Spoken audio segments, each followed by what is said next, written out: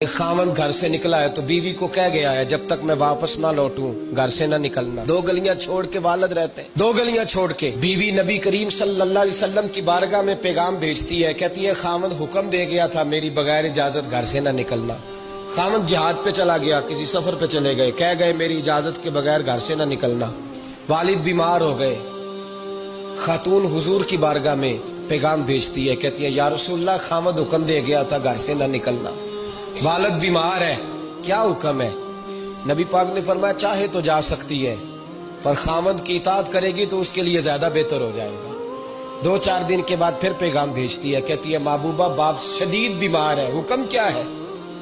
نبی پاک علیہ الصلوۃ والسلام نے فرمایا چاہے تو جا سکتی ہے, کیونکہ حضور شارع ہے نا, مختار ہے شرعی معاملات میں, کسی کو چاہے تو کسی چیز کی بھی اجازت عطا فرما سکتے ہیں. فرمایا میں اجازت دیتا ہوں جا سکتی ہے پر خاوند کی